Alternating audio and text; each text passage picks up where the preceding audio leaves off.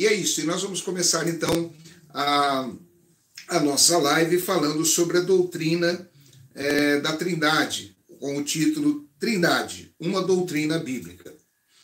Sempre quando nós falamos sobre isso, ou que alguém vem nos inquirir sobre a doutrina da Trindade, em especial os unicistas, quem são os unicistas? Aqueles que não creem na doutrina da Trindade. Eles dizem, olha, o nome Trindade não existe na Bíblia. É bem verdade, você não vai encontrar o nome Trindade na Bíblia, você não vai encontrar o nome dinossauro na Bíblia, você não vai encontrar a martiologia, você não vai encontrar uma série de nomes que nós temos hoje para identificar uma doutrina que estivesse escrito literalmente ali na palavra de Deus. Mas o fato de não existir o nome, a especificação técnica, vamos assim dizer, desta doutrina, não quer dizer que a doutrina não exista. Então isso é muito importante nós entendermos. O nome pode não estar ali especificamente escrito ali, mas a doutrina existe. O fato da doutrina existir, isto é o que é importante para que nós possamos então decifrá-la, para que nós possamos então estar falando e entendendo essa doutrina. Tá bem? Todos aqueles que estudam a teologia, mesmo num curso mais básico, vão aprender algumas doutrinas e elas têm uma nomenclatura. Por exemplo, como eu falei, a martiologia é um termo, amartio, daquele que lança a flecha e erra o alvo, ou seja, é a doutrina que trata da questão do pecado. Cristologia, também você não encontra esse termo na Bíblia, mas é a doutrina que trata da pessoa de Cristo. Escatologia, eclesiologia, angelologia e por aí vai. São vários os termos técnicos, teológicos que existem que tratam de doutrinas bíblicas que estão nos textos sagrados, mas esse termo em especial você não encontra. Então você não vai negar a doutrina dos anjos, onde fala sobre os anjos, seres celestes que Deus criou e que estão à sua disposição, porque você não encontra o nome angelologia na Bíblia, porque você não encontra o nome eclesiologia, que trata do estudo da igreja, ou da cristologia. Então nós não desprezamos a doutrina. O importante é a doutrina. Então é exatamente esta questão. Para começarmos, nós precisamos começar aqui entendendo e falando que existe um único Deus. Um único Deus. Porque as pessoas que não creem na Trindade, ou por ignorância, falta de conhecimento bíblico e outros até entendem, mas para defenderem a posição sectária, usam até de sarcasmo, quando dizem assim, então vocês creem em 3 deuses. Não, nós não cremos em três deuses, nós cremos em um único Deus subsistente em 3 pessoas distintas. E aí nós vamos analisar essas questões todas para poder estabelecer de forma ao qual uma boa parte de todos nós possamos ficar tranquilos quanto esta doutrina ela é ensinada, ela é divulgada, ela é pregada e ela é defendida. Tá? Quando nós olhamos lá para Deuteronômio capítulo 6, versículo 4, vamos começar lá no Antigo Testamento, né? Deuteronômio 6, 4, diz assim, olha, eu vou ler aqui, você pode acompanhar na sua Bíblia. Deuteronômio capítulo 6, lá no seu versículo 4, diz assim, ouve Israel, o Senhor nosso Deus é o único Senhor. Muito bem, esse texto aqui, muitas vezes ele é usado pelos unicistas para dizerem, olha, um único Deus. O que nós temos que entender é que nós não discutimos a existência de um único Deus. Ninguém aqui está dizendo, não, olha aí, não é assim, existem 3 deuses. Não, de forma nenhuma, nós cremos. O que acontece é que no termo hebraico, existe uma diferença entre unidade composta e unidade simples. A unidade composta, ela é expressa de uma forma, com uma palavra, e a unidade simples de uma outra forma. Então, a palavra errade, ela é para uma unidade composta. Então nós vemos, por exemplo, isso acontecendo lá em Gênesis 2:24. Gênesis 2:24 é um exemplo do casamento. O casamento ele é uma unidade composta. São dois seres, duas pessoas, aonde Deus considera uma só carne. Então você pode estar em um local da cidade, do seu trabalho, na escola, em algum local, e a sua esposa em um outro local distante, e pode ser a distância que for, mas a partir do casamento é uma pessoa só, é aquilo que Deus falou: deixará o homem o seu pai e sua mãe, unir-se-á a sua esposa, e ambos serão uma só carne. O termo hebraico ali é erad, ou seja, uma só carne, uma unidade composta. Essa é uma unidade composta, que também é o mesmo termo usado quando há aquele diálogo que a Bíblia diz: eia, façamos o homem à nossa imagem e semelhança. Ali também é uma unidade composta. Ali é uma unidade composta.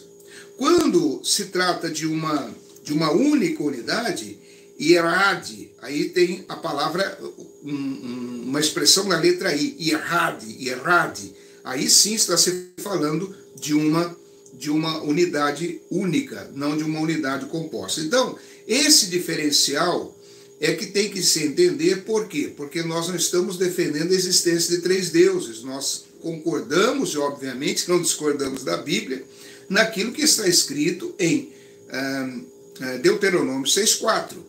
Ouve a Israel, o único Deus, sou o único Deus. Então, estas questões, elas têm que ser muito bem definidas para entendermos bem essa posição. Então Deus, ele é uma trindade de pessoas. Deus, ele é uma trindade de pessoas, o Pai, o Filho e o Espírito Santo. E cada uma destas pessoas tem uma funcionalidade.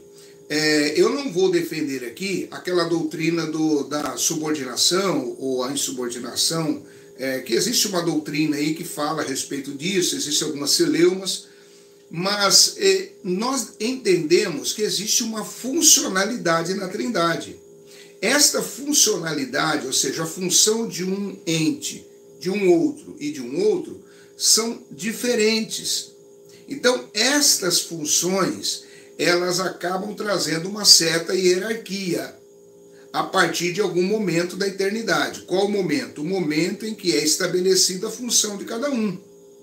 Claro que não há começo em Deus e nem fim. Se não há começo em Deus e não há fim, não há um começo na pessoa de Cristo, nem fim, e não há um começo na pessoa do Espírito Santo, nem fim. Então eles sempre existiram em um único Deus. Agora, houve um momento da eternidade, nós podemos ler isso na primeira carta de Pedro, capítulo 1, versículo 19 e 20, em que Deus expressa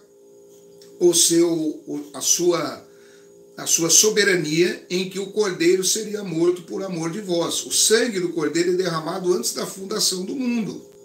Ali nós podemos perceber já que há uma funcionalidade. Qual a função? A função do Cordeiro, que é o verbo que veio e que se encarnou, não reencarnou, que encarnou entre nós, a pessoa de Cristo Jesus. Isso aconteceu num tempo específico.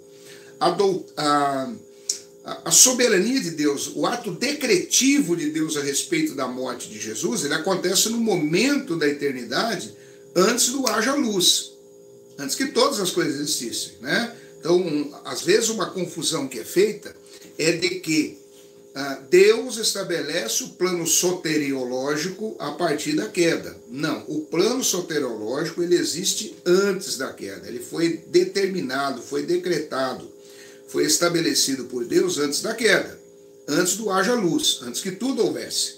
Deus decretou isto.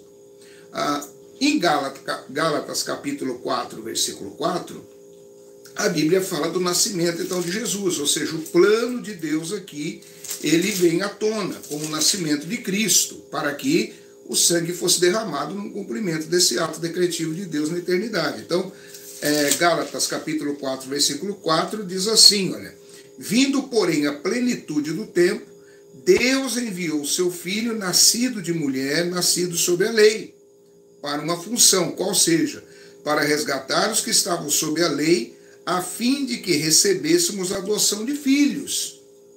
Então, houve o cumprimento literal aqui do nascimento de Jesus, que é uma figura do Cordeiro, que fala lá em 1 Pedro 1,19, que teve o seu sangue derramado para a remissão dos pecados. Muito bem. Então, nós temos esse entendimento de que a pessoa de Cristo já existia, obviamente, o Espírito Santo, e eles estavam em harmonia plena, todos eles iguais com os onis. Quais são os onis de Deus? Os onis de Deus são a onisciência, a onipresença, a onipotência, a eternidade, a presciência. Todos esses atributos, todas essas propriedades, esses atributos, são chamados de atributos ou de tributos incomunicáveis, atributos incomunicáveis, ou seja, Deus não passa para ninguém. Porém, todos eles estão na pessoa do Filho, estão na pessoa do Espírito Santo e, obviamente, no Pai. Então, o que traz a divindade nas pessoas, quais sejam o Filho e o Espírito Santo, não é a sua funcionalidade somente, mas sim a sua natureza.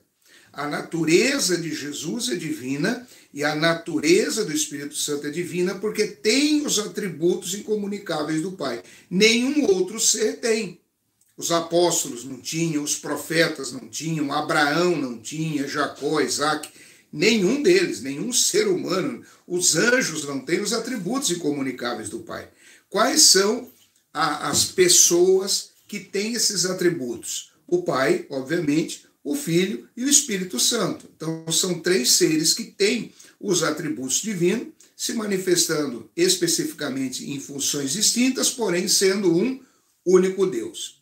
Falando sobre essa questão da função, eu anotei alguma coisa aqui. Olha só, o Pai não é a mesma pessoa que o Filho não é a mesma pessoa que o Espírito Santo, e o Espírito Santo não é a mesma pessoa do Pai. São pessoas distintas, como eu falei, e ainda todos são um único Deus.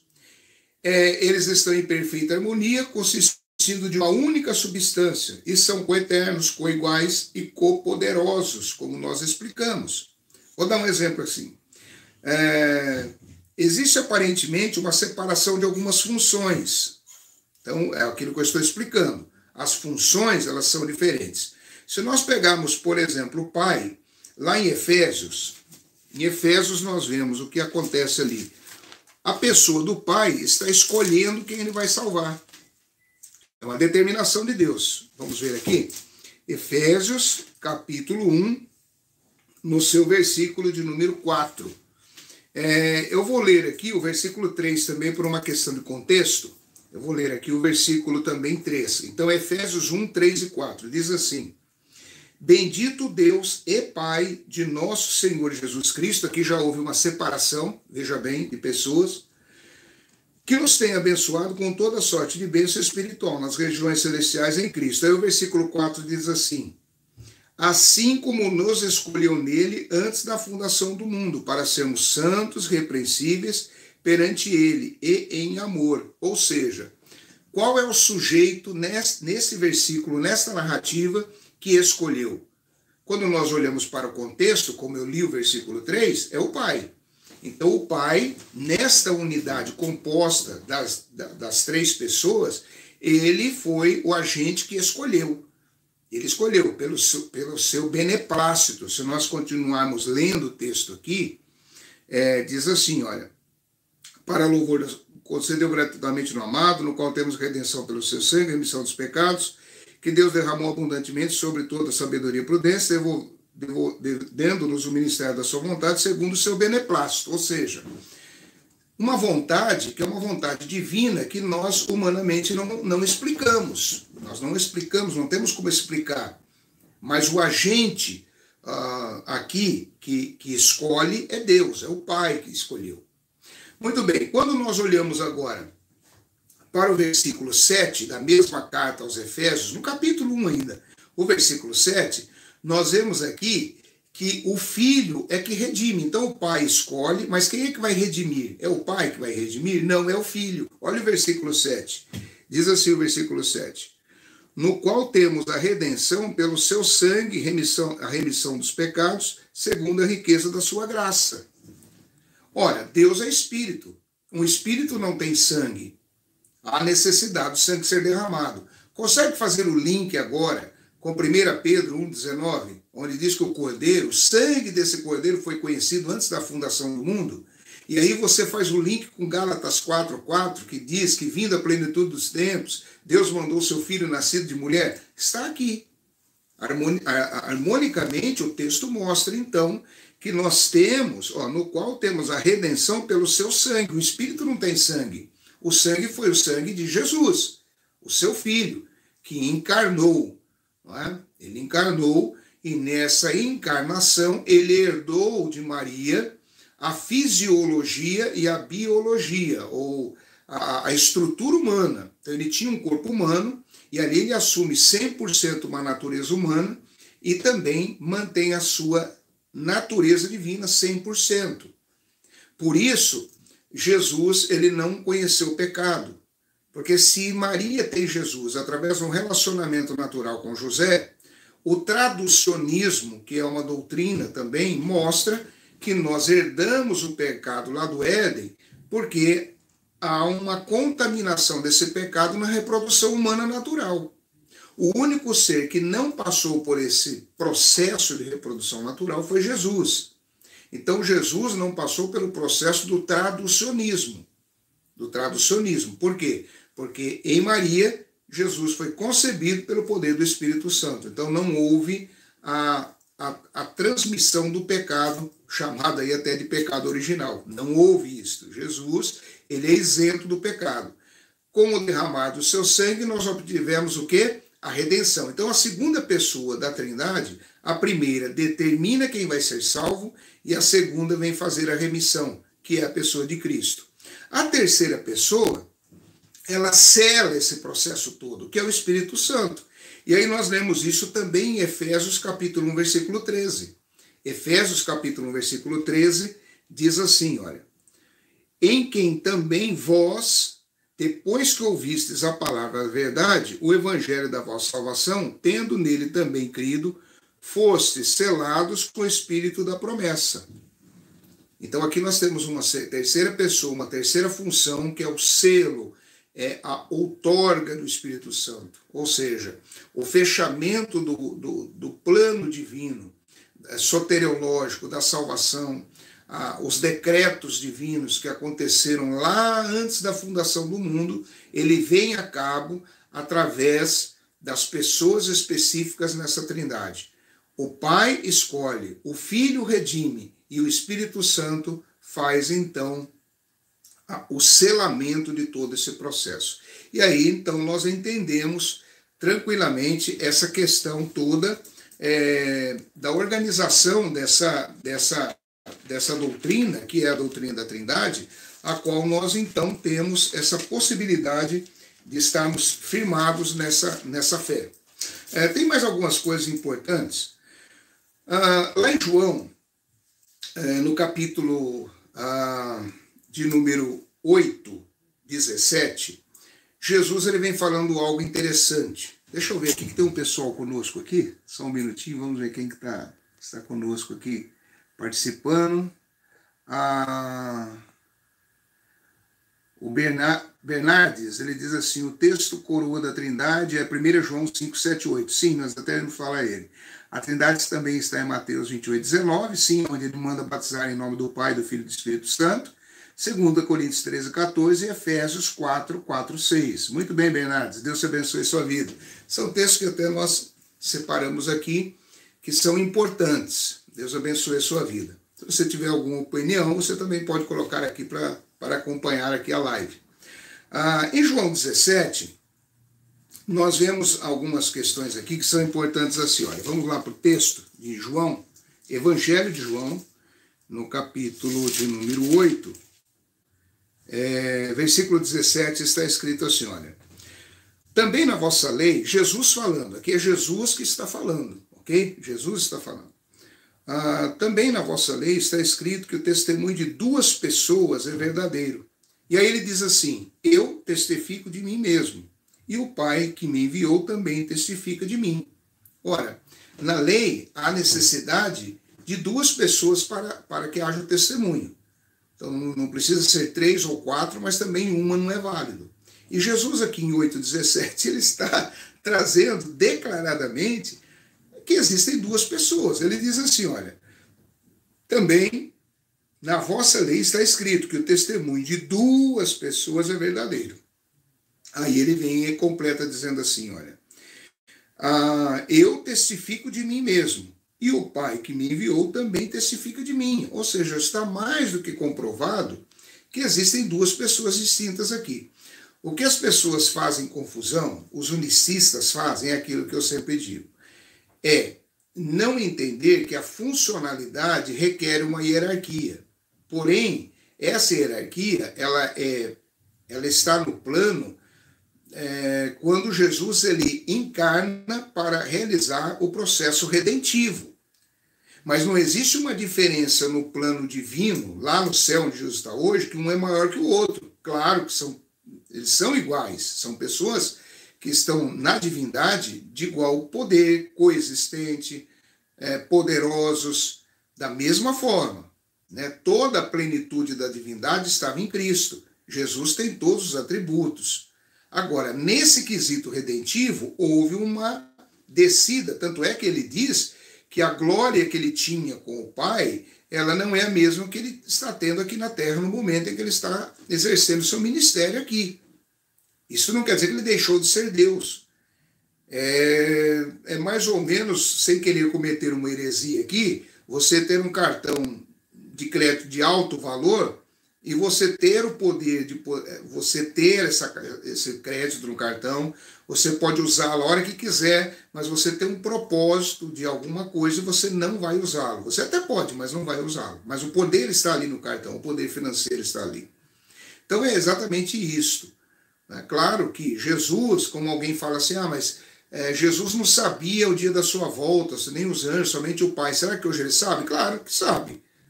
Todo o poder lhe foi dado nos céus e na terra. Então Jesus, claro que ele sabe, ele é Deus. Não existe nada, absolutamente nada, que Jesus não possa saber. Ele é onisciente, ele é onipresente, ele é onipotente, ele é eterno, ele é presciente. Então, isso é ponto pacífico dentro da ortodoxia cristã. Quando nós falamos de ortodoxia, o que quer dizer ortodoxia? O que quer dizer ortos? É uma palavra grega que quer dizer direito, né? Direito, entendimento, o trajeto correto. Por exemplo, quando você tem um problema ósseo, quando você desloca o braço, como aconteceu comigo no passado uma vez, se você, por exemplo, tem lá uma situação em que, como eu poderia dizer, você cai um tombo, uma criança, né, que tem um problema dos pezinhos, tal, você leva em qual médico você leva? Você leva no ortopedista, não é isso? Orto. Então, a ortodoxia vem disso. Então, por isso que eu estou dizendo, a ortodoxia cristã, ela traz esse entendimento, né, de que as pessoas que estão ali, elas têm uma funcionalidade, essa funcionalidade traz uma hierarquia, porém a natureza das três pessoas são iguais, são as mesmas, tá bem? Existem alguns grupos que distorcem isto. Por exemplo, eu tenho aqui marcado aqui algumas declarações de pelo menos 3 grupos, mas existem muito mais. Por exemplo, as Testemunhas de Jeová dizem o seguinte, eles dizem o seguinte: um ponto que é necessário esclarecer é que Deus não é uma pessoa, o Pai com Jesus sendo uma criação e o Espírito Santo uma força de Deus. Olha que coisa maluca, não é? Tanto é que quando você fala para uma testemunha de Jeová que Jesus é Deus, ele entende que Jesus é o Pai, é Jeová, né? Não, quando nós falamos que Jesus é Deus, é porque ele tem os atributos incomunicáveis do Pai, mas ele não é o Pai. Mas eles entendem desta forma, eles querem entender dessa forma. A United Pentecostal diz assim: nem é uma pessoa que adquiriu 3 formas consecutivas, isto é, o Pai tornou-se o Filho, que depois tornou-se o Espírito Santo. Essa posição aqui da United Pentecostal é uma posição parecida, por exemplo, com o pessoal que é sabeliano também, né? Esse nome sabeliano vem de Sabélio. Sabélio foi um dos heresiarcas da igreja, que foram os primeiros que trouxeram essas heresias aí. Então, os sabelianos, os unicistas, é bem parecido com a posição do pessoal Voz da Verdade. Também aquele grupo Árvore da Vida que tem no Brasil, lá em São Paulo. Estou falando lá em São Paulo, porque nós estamos falando aqui diretamente de Denver, nos Estados Unidos. Lá na cidade de Sumaré, tem uma grande estrutura, né, daquela seita Árvore da Vida. Inclusive, eles dizem que Jesus, quando estava na cruz, Satanás incorporou em Jesus, na cruz, porque eles fazem um silogismo errado, pensando assim: o mal é o pecado, e o pecado estava em Jesus. Se o pecado estava em Jesus, Satanás estava nele. Então eles dizem isso, inclusive, num livro que eles publicaram chamado O Homem e as Duas Árvores. E aquele conjunto Voz da Verdade, onde Carlos Moisés é o líder, Voz da Verdade, que canta os louvores aí que são cantados em várias igrejas, vários lugares ouvem e cantam as músicas do conjunto Voz da Verdade. O conjunto Voz da Verdade é uma seita. Por que eles são uma seita? Porque eles não creem na Trindade. Eles dizem que o Pai é o Filho é o Pai. Inclusive, eles praticam o patripacionismo. O que é o patripacionismo? O patripacionismo é a doutrina que assevera que quem morreu na cruz foi o Pai. Por isso, inclusive, eles têm uma música que eles cantam assim: ao caminho do Gólgota, lá foi Deus morrer por mim. Ou seja, na mente deles, quem estava carregando a cruz era o próprio Pai. Então isso é uma heresia, né, que inclusive quando nós olhamos para Efésios, vamos lá para Efésios esclarece isso. Mas essa é uma heresia que se dá o nome de patripacionismo, que é a doutrina que assevera que quem morreu na cruz foi o próprio Pai. Então quando nós vamos aqui para Efésios, no seu capítulo de número 2, vem dizendo assim, quer ver? Efésios capítulo 5, versículo 2. Efésios 5, 2 diz assim: e andai em amor como também Cristo nos amou e se entregou a si mesmo por nós, como oferta e sacrifício a quem? A Ele mesmo? Não. O texto diz assim: a Deus em aroma suave. Então, mais uma vez, olha, e andar em amor, como também Cristo nos amou e se entregou a si mesmo por nós, como oferta e sacrifício a Deus em aroma suave. Ou seja, é uma outra pessoa. Cristo, sendo uma pessoa, ele se entregou no cumprimento do ato decretivo de Deus soteriológico que acontece antes da fundação do mundo, como já foi citado aqui pelo Bernardes, aquela passagem de 1 João, 1 Pedro 19 também fala do cordeiro que é morto antes da fundação do mundo. E esse sacrifício ele entrega a quem? A Deus. Ele entrega na mão de uma outra pessoa, de um outro ente. Que entidade é esta? Deus Pai. Então não existe isto, né? Então esse conjunto Voz da Verdade não faz parte da Igreja de Cristo. Porque quando você tem problemas nessa área de confundir as pessoas, você acaba tendo um problema soteriológico e cristológico também. Tanto é, veja bem o que eu vou dizer aqui. Eu estava em um evento no Brasil, aonde Carlos Moisés foi convidado a ser um preletor, um dos preletores. Quando eu vi, eu falei, isso aí não vai dar certo. Não vai dar certo, porque a gente já conhece, já sabe como é que é o negócio. E realmente não deu. Ele cantou as músicas deles, amém e tal, tudo bem. Quando ele foi pregar, a coisa já começou a desviar para o lado do que eles defendem. Eu fiquei assim um tanto quanto abismado, porque, como é que eu vou colocar aqui? A denominação que o convidou não coaduna com essa ideia. A denominação que chamou o Carlos Moisés para pregar lá, ela é uma denominação batista, a princípio. Porque os batistas tradicionais são firmados na palavra. Agora, hoje, é aquele tal negócio, né? O nome, você põe o nome que você quiser em qualquer lugar e às vezes a doutrina daquela igreja ou daquela denominação é uma coxa de retalhos. Sabe o que é uma coxa de retalho? É uma coxa, um pedacinho de pano vermelho, verde, branco, azul, amarelo, verde, branco, azul, preto, azul. É aquele negócio, mas qual é o caminho aqui? Como é que é o negócio? Então, por incrível que pareça, Carlos Moisés lá, e ele vai pregando. Quando chegou quase no final da pregação dele, falando sobre a morte de Cristo, eu falei, aí vem. Por quê? Porque o conjunto Voz da Verdade sempre usa o espaço do pessoal lá da Árvore da Vida. Lembra que eu falei em Sumaré? Eles têm uma estrutura fantástica. Tem uma estrutura muito boa ali em Sumaré, né? Perto de Campinas, no interior de São Paulo. Então eles estão sempre lá. E esse pessoal, como eu digo, da Árvore da Vida, são aqueles que creem que Jesus estava crucificado e Satanás estava incorporado em Jesus. Acredite se quiser. Os caras dizem isso, ensinam, eles defendem isso. E Carlos Moisés, como está sempre lá, foi doutrinado por eles, com certeza também nesse mesmo loucura aí, e ele falou, não, eu creio no meu Jesus, porque Jesus, quando ele morreu na cruz, quando tiraram ele, quem ficou na cruz crucificado foi o diabo. Eu falei, pronto. O meu veio e a banda não tocou. Eu tinha certeza que ele ia falar um negócio desse. E sabe o que é pior? Quando ele falou isso daquela empolgação toda, e o piano, né, o teclado tocando, dando aqueles...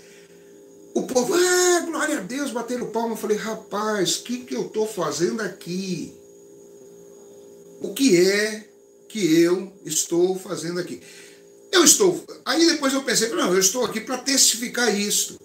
E eu estava com alguns obreiros que eu levei nesse evento. Não sabia que ia ter esse negócio.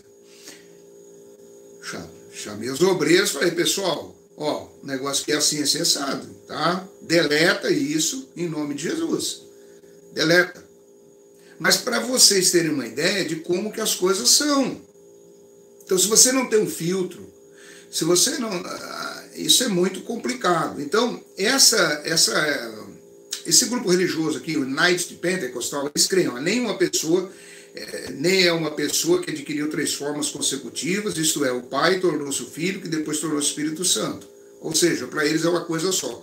Para o Carlos Moisés do Voz da Verdade, Jesus é Deus. Pai. Ou seja, é um único Deus.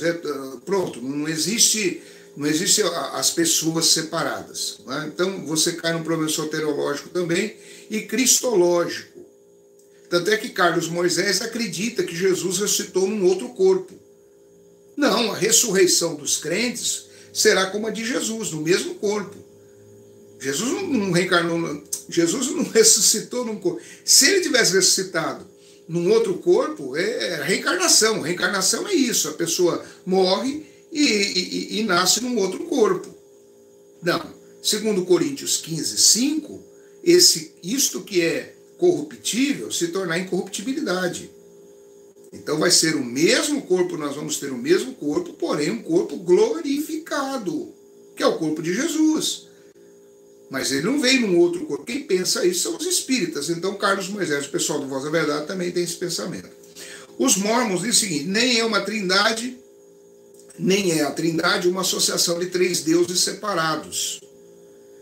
Então, nós também não estamos falando de 3 deuses, porque o mormonismo é uma loucura, né? O mormonismo ensina que Deus tem relações sexuais com divindades femininas em alguns planetas do universo, gerando filhos e filhas espirituais, e por isso esses filhos e filhas espirituais encarnam aqui na Terra para passarem por uma provação e depois serem levados a um plano espiritual e se tornarem deuses também. Então é uma doideira, e os camaradas não estão nem aí. Eu vou falar algumas coisas aqui que comparam as 3 pessoas nas funções divinas de cada um, né?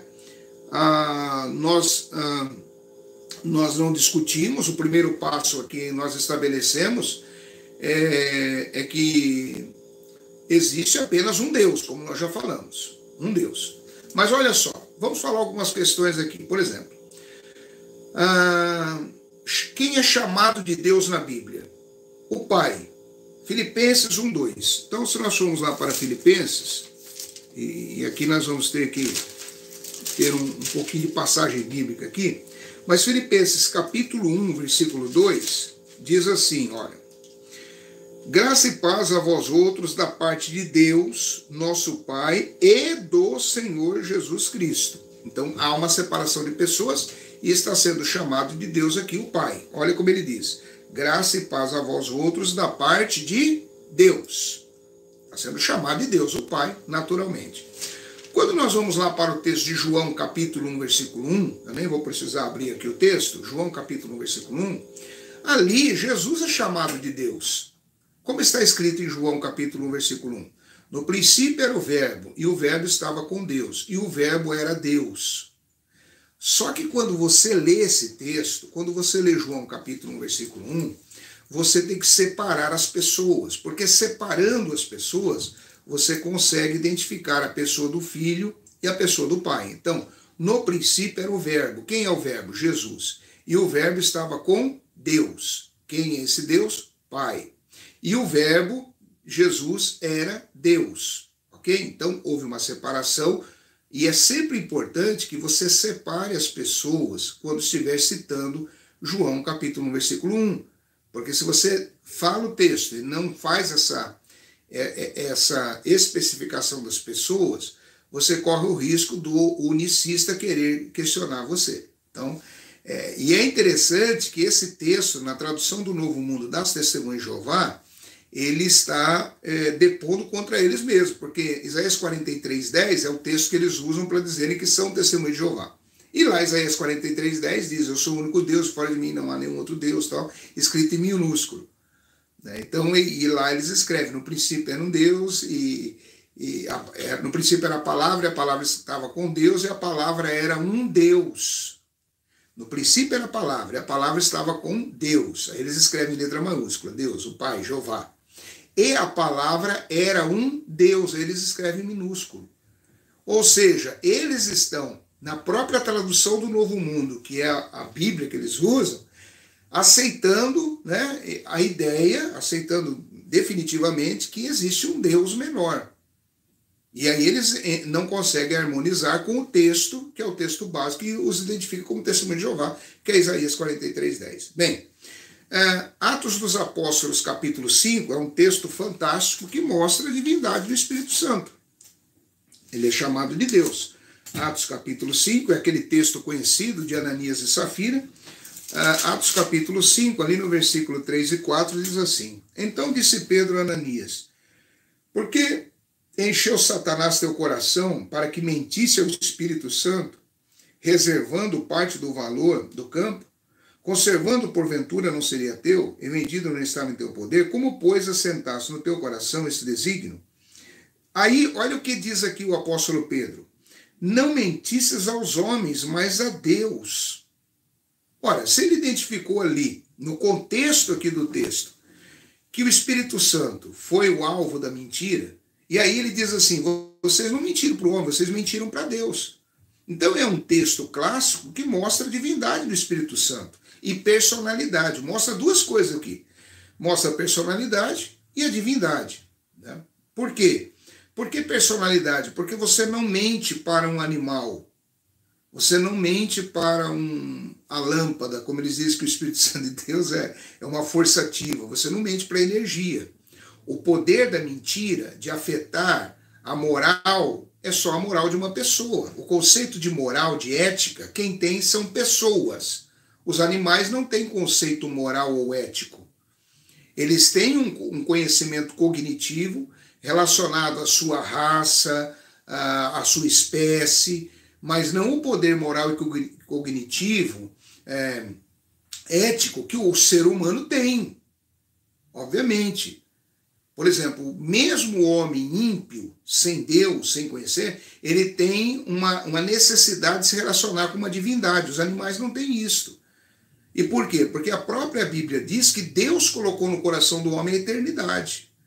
Deus não colocou no coração do animal a eternidade, de um cachorro, de uma pomba, de um leão, de um macaco, do cavalo, não colocou. Mas no coração do homem foi colocada a eternidade. Então, o homem, mesmo se dizendo ateu, e eu não creio que existam ateus, tá? Ateu não existe. Existe gnóstico e existe charlatão. Sou ateu só para dar ibope. Vamos falar de mim, vamos ver se dá polêmica. Não existe. O camarada é gnóstico, ou ele é um charlatão, ele sempre crê em alguma coisa. Porque não tem como você acreditar em algo, né? Não tem como você não acreditar em Deus e acreditar, por exemplo, que toda a estrutura do universo veio do nada. Não tem explicação. Por exemplo, qual é a base da ciência? A base da ciência é observação e repetição.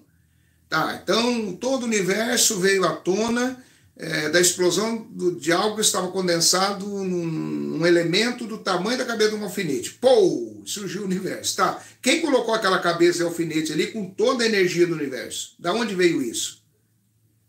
Ah, não sei. Tá, mas você acredita que isso existiu? Sim. Mas você tem explicação para isso? Não. Então você exerce fé. Porque qual cientista, qual área da ciência observou isso? Quantas vezes isso repetiu? Então ninguém observou, não houve repetição e as pessoas acreditam. Então o camarada não é ateu. Ah, ele não é ateu, ele é um agnóstico, ele é um maluco aí, mas não existe isso. Né? Não. Existe um grande arquiteto do universo. Isso é discutível. Né? Quando você olha para uma garrafa dessa com água, alguém desenhou ela, alguém planejou, alguém arquitetou. Tudo que está ao nosso redor tem uma intelectualidade por trás.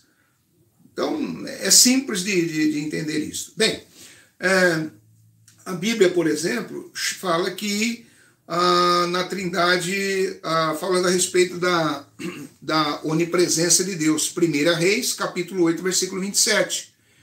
Então, 1 Reis, capítulo 8, versículo 27, fala da onipresença de Deus Pai. De Deus Pai. Já Mateus 28, 20, está falando do Filho. Mateus, capítulo 28, versículo 20. Vamos ver lá? Nós já vamos para nosso tempo final aqui, já estamos 45 minutos de live. Mateus, capítulo 28, versículo 20, diz assim: ensinando-os a guardar todas essas coisas que você ordenado. E eis que estou convosco todos os dias até a consumação dos séculos. Ou seja, a onipresença de Deus. Está conosco até a consumação dos séculos no plano terreno e no plano eterno. Aí não tem nem conta mais para fazer, né? Aí é a eternidade.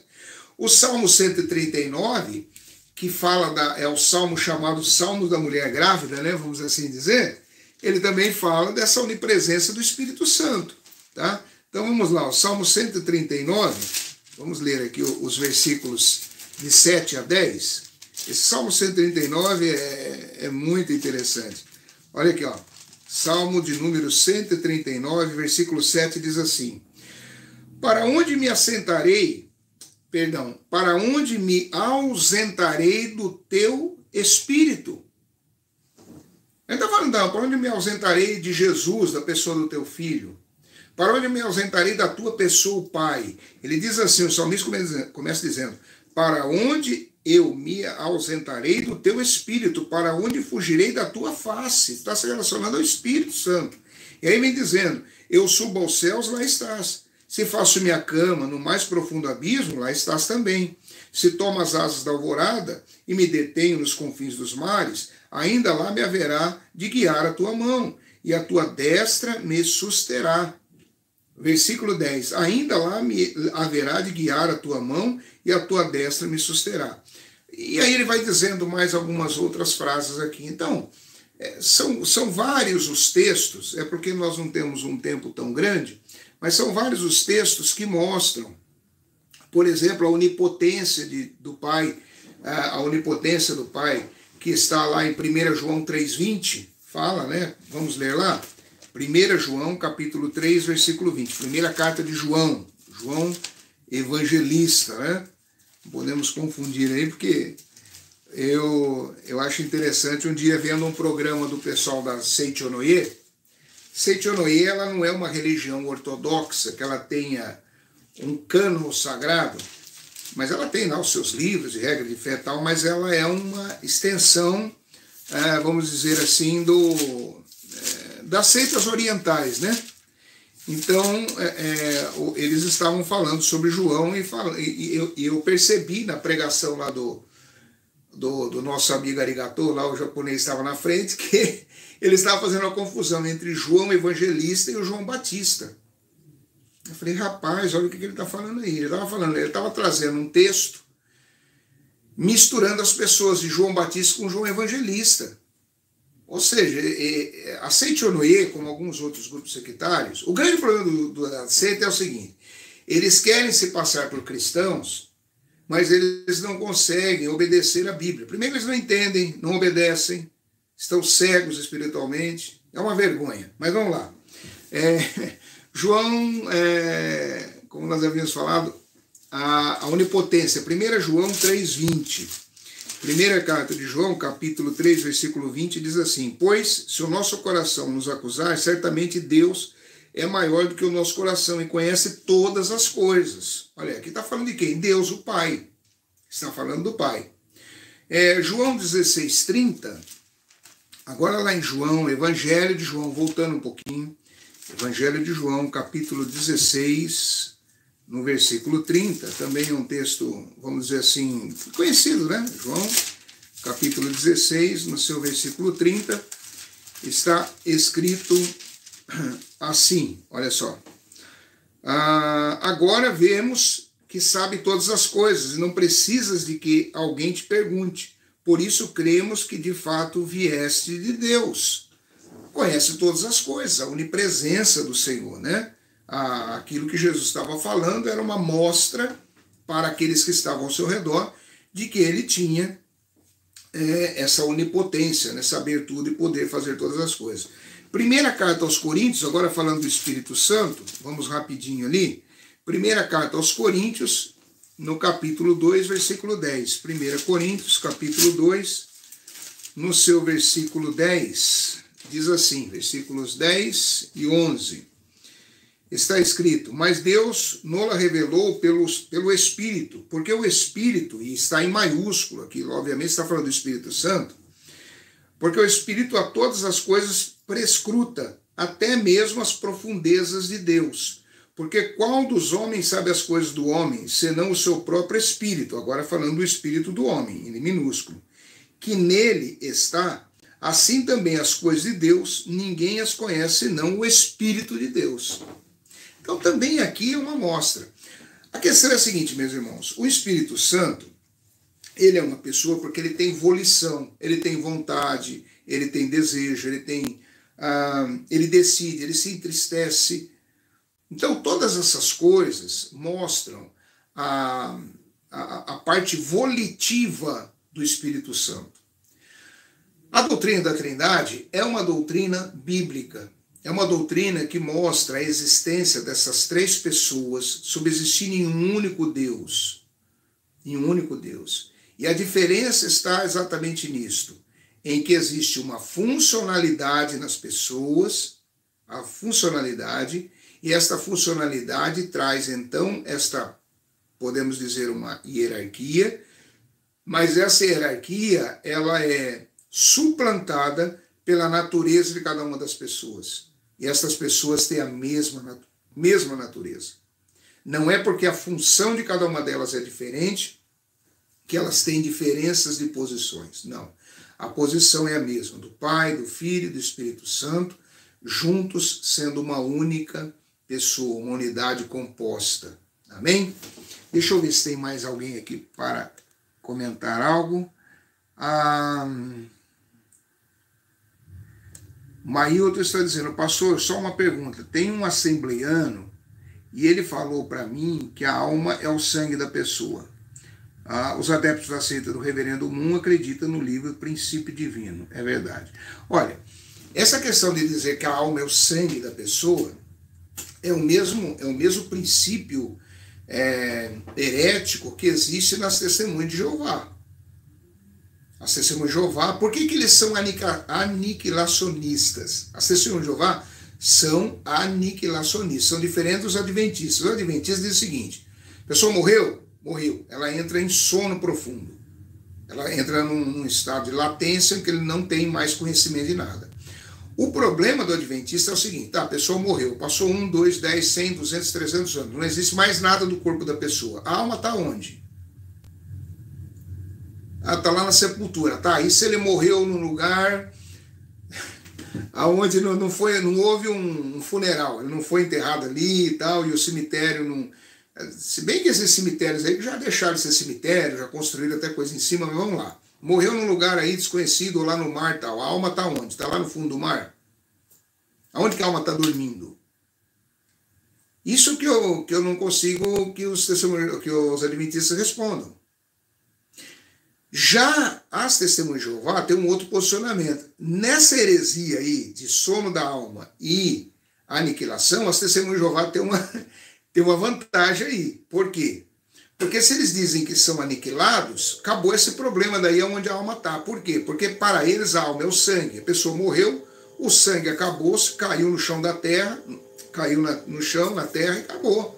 Virou uma folha, secou. O que ficou não foi a alma. O que fica é um memorial em Jeová.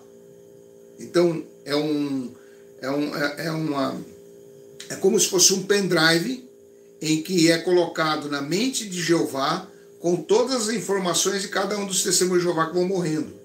Se ele foi um bom testemunho de Jeová, então ele vai herdar o paraíso na terra quando tiver a batalha do Armagedon. Ao final da batalha do Armagedon, Deus restitui a terra, né, uma nova terra, e aí ele vai herdar o paraíso na terra. Por isso você vê aqueles desenhinhos, aquelas gravuras que são muito bem feitas até pelas testemunhas de Jeová, onde está as crianças correndo, o animal, tal. Ali é uma confusão que eles fazem com o milênio, mas para eles ali já é o fim, a eternidade ali. A eternidade ali. Eles são súditos dos 144 mil. Súditos 144 mil. Tá bom, ficaram ali. Mas morreram, o sangue é a alma, morreu, secou o sangue, acabou em nada. O problema é o adventista dizer para onde que a alma vai. Porque o corpo deixa de existir, e se a pessoa está dormindo e ela não foi aniquilada, porque eles não creem na aniquilação, aonde que essa alma fica? Porque não vai para o céu e também não vai para o inferno, porque o adventista também não crê na existência do inferno. E aí? Entendeu o problema? Enfim, a alma é a parte volitiva que nós temos, das emoções, das decisões. E quando o homem morre, segue imediatamente o juízo. E ele vai, o crente quando morre, imediatamente ele está na presença de Jesus, já gozando das benesses do paraíso. Hebreus diz que o nosso espírito ao morrer é aperfeiçoado. Louvado seja Deus por isso. Deixa eu ver aqui mais alguém. Tem um pessoal aqui. Eu acreditava cegamente nas doutrinas. Dizem que a alma morre. Boa noite, eu fui testemunha de Jeová por quase 30 anos e fui liberta pela graça do meu Senhor Jesus Cristo. Dilza Moreira. Ô Dilza Moreira, Deus te abençoe. Você fala da onde, Dilza? É do Brasil mesmo, aqui dos Estados Unidos, de algum outro país, algum outro estado? Diz para nós aí, olha, as testemunhas de Jeová é o pior grupo, ou o grupo mais pernicioso que existe dentro do cristianismo. Não fazem parte da Igreja de Cristo, eles são um clã fechado, eles não aceitam se você chegar com um panfleto. Eles gostam de dar panfleto para a gente, né? Se você chegar a entregar um panfleto para a testemunha de Jeová, ele não pega, ele é proibido. Ele é proibido. Se ele pegar um panfleto seu, ele pode ser levado a uma banca para ser julgado e pode ser até desassociado. Lembre-se que as testemunhas de Jeová é uma associação, Associação Torre de Vigia. Então, quando o camarada passa a ser testemunha de Jeová, ele é associado. E quando ele é desassociado, normalmente ele é desassociado por um motivo que eles acham que a pessoa cometeu algum delito espiritual, por assim dizer, que ele cometeu algum delito espiritual, e aí ele é colocado como apóstata. A partir daí, a mãe, o pai, o irmão, o filho, o vô, tal, não devem nem na mesa sentar para comer. A vida da pessoa vira um inferno. Porque a pessoa aprendeu durante anos, que nem a nossa irmã aí, ela aprendeu durante 30 anos que o inferno não existe, que ela não ia para o céu, só 144 mil, a questão da doação do sangue, que o Espírito Santo é uma força, que Jesus não é Deus, é a primeira criatura de Jeová, e vai, e que todas as outras instituições religiosas são do inferno, são da Babilônia. Então, quando a pessoa é desassociada, ela fica completamente perdida. Então, ela tem que ser recebida em uma igreja que tenha, pelo menos, alguém que entenda um pouco da situação para poder começar a reconstruir aquilo que foi desconstruído. É muito difícil, viu? Mas, graças a Deus, espero que a irmã esteja visitando aí, frequentando uma igreja bíblica, né? Como a gente sempre fala, tá bom? Deixa eu ver se ela falou de qual lugar que ela está falando. De Osasco. Eu fui criado em Osasco. Eu sou do interior de São Paulo. Nasci em Ourinhos, fiquei um tempinho lá. Depois meus pais me trouxeram para Osasco. E lá eu fui criado, morei no Jardim das Flores, em Osasco, na Rua Gardênia. Lembro até hoje, estudei naquele colégio próximo da Rua Gardênia durante um tempo. Osasco é a região oeste de São Paulo. Então, que bom, né? E a mãe está dizendo aqui que isso mesmo, você tem conhecimento do que fala. É o meu caso, estou sendo ostracizada, é isso mesmo, pela minha irmã e pessoas amigas que convivi. Eu falo isso, irmã, até quando às vezes eu converso com algum TJ, eles acham que eu também me tornei um apóstata, que eu fui desassociado pelo fato de eu conhecer o grupo. Não sou, nunca fui, nunca fui, mas eu estudo esta área há alguns anos, há muitos anos. Eu tenho material do grupo que algum salão do reino não tem. Então, quando às vezes eu vou fazer uma palestra sobre Testemunho de Jeová, ou que uma TJ desavisada, que não sabe onde eu moro, porque a maioria do pessoal lá no bairro sabe, né? Então o pessoal da Testemunho de Jeová não passa em casa, obviamente. Nem eu passaria. Mas eles já não vão. Agora, quando é um desavisado, um distraído, vai lá. Então aí eu convido para entrar. E não é pelo fato de humilhar, nada disso, mas para tentar mostrar à pessoa, entendeu? Os erros que existem. Por quê? Porque eu uso o material do grupo. Eu uso a Bíblia, uso a tradução do Novo Mundo. Aliás, eu tenho aquela tradução do Novo Mundo capa verde, né, que eles surrupiaram com ela do mercado. Então, tem a tradução do Novo Mundo capa verde, tem a nova tradução do Novo Mundo agora. A prata tem a Bíblia, obviamente, e as revistas Sentinelas e vários livros que eles publicaram. E aí, quando você faz a comparação, você vê que eles estão perdidos. É aquilo que eu sempre digo. Você pega uma Testemunha de Jeová e mostra assim, ó, fala assim. Você pega a tradução do Novo Mundo e pega a revista Sentinela. E fala assim para ele, qual das duas é inspirada? Ele fala, a tradução do Novo Mundo. Mas se houver uma não concordância entre a tradução do Novo Mundo e a revista Sentinela, sabe com qual que ele fica? Com a revista. Porque a revista é resultado da intelectualidade do chamado corpo governante, que é um grupo seleto de 7, 9, 11 homens tirados dos 144 mil, que ficam aqui próximo, aqui no Brooklyn, em Nova York, que são eles que ditam a regra do jogo. Por quê? Porque o mediador entre Jesus e o grande rebanho é o corpo governante. Nenhum testemunho de Jeová ora direto a Jesus. Por isso você falava, chama o testemunho de Jeová para orar, ele não gosta de orar. Não é que ele não gosta de orar, o testemunho de Jeová ora. Mas ele não ora em nome de Jesus, porque somente quem pode interceder ali o corpo governante, pelo grupo do grande rebanho, é o corpo governante, Jesus, e depois Jesus com o Pai. Então tem essa hierarquia, existem as castas lá dentro. E veja bem o que a irmã está passando aí, né, com relação à irmã. É uma coisa muito triste. Eu tive um relato de um irmão também assim, um irmão não de sangue, um irmão na fé, que ele visitou-nos numa palestra que nós demos em Avaré, interior de São Paulo, e ele em lágrimas, ele dizendo, olha, minha família não me aceita mais, não me quer mais, porque eu fui desassociado, me declararam ser um apóstata e por isso eu estou fora. E a pessoa estava completamente, assim, desnorteada. Então, cuidado, meu irmão, cuidado com aqueles que estão, às vezes, te assediando para trazer a você um ensinamento bíblico que você não conheça. Então procure uma igreja genuinamente evangélica, bíblica, cristã, que pregue a palavra de Deus. Se você vai em uma organização religiosa, tem muita papagaiada, que eu quero dizer é o seguinte, é a campanha em cima de campanha, é festa, umas loucuras, que nem você entra na internet, você vê, né, um pastor esses dias, você tem que se encher, pegou um frasco cheio de farinha, jogou em cima dele mesmo, entendeu? Umas loucuras, o pessoal que sai gritando, pulando no meio da igreja, pula fora disso, sai fora disso. Você não vê esse ensinamento bíblico, não existe esse ensinamento. Pede para a pessoa te mostrar o ensinamento bíblico que está ali. Não tem. Então procure uma igreja que esteja baseada na doutrina dos apóstolos, a doutrina apostólica. Tá? Não é apóstolo, eu estou falando que hoje não tem, na doutrina apostólica. E você será abençoado e abençoado. Vamos ver aqui. Minha amiga me convidou para assistir a reunião deles e depois eu não quis assistir mais. Aí ela falou que eu não ia ser salva. Eles falam que não existe inferno. Tá, se não existe inferno, você vai ser salvo do quê, então? A salvação, olha como é que o negócio é doido.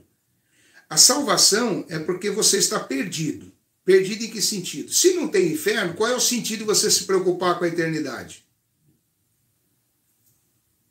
Não vai para o céu.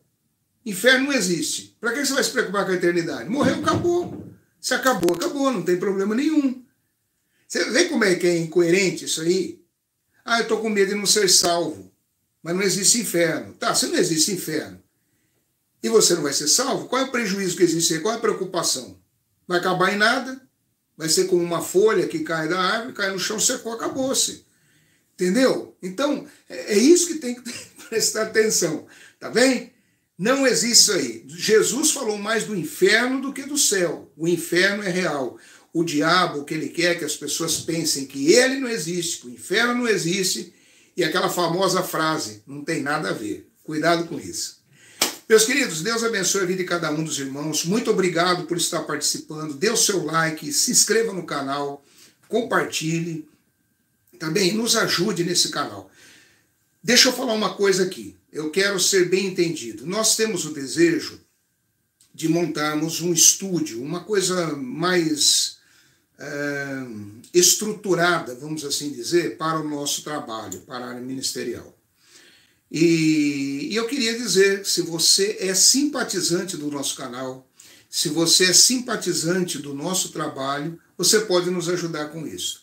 Deus é testemunha. Eu já falei uma vez aqui, eu em todos os lugares que eu já fui até hoje, já estive pregando na Europa, em vários países, em África, aqui nos Estados Unidos, no Canadá, em vários países, nunca cobrei R$1 ou $1. Quando me perguntam quanto é, eu falo, não existe, não passa pela minha mente cobrar para pregar, para ensinar. Eu amo fazer isso. Eu, não policial, fico aqui até meia-noite falando. Os irmãos sabem disso. Mas há uma necessidade para que você consiga estruturar algumas coisas. Então, se você puder, nós fazemos isso com seriedade, debaixo do temor de Deus, meus irmãos. É debaixo do temor de Deus.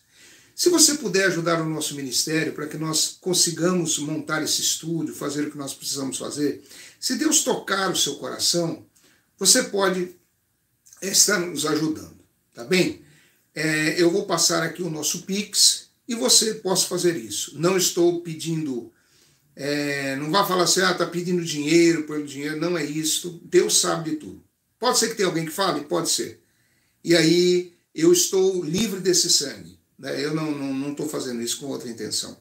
O nosso Pix é o meu e-mail, prclaudiorosa@gmail.com. prclaudiorosa@gmail.com. Amém? Se você sentir, se você puder, se Deus tocar no seu coração, que você possa nos ajudar para nós idealizarmos aquilo que nós queremos fazer, para a glória de Deus, você faça. Tá bem? Deus abençoe a sua vida. Muito obrigado. Nos siga no Instagram. Temos uma página no Instagram. Lá no Instagram é @oquediza.biblia. Tá bem? @oquediza.biblia. Lá você vai também ter lá os reels, você vai ter os stories e uma palavra também que nós ministramos lá. Deus abençoe.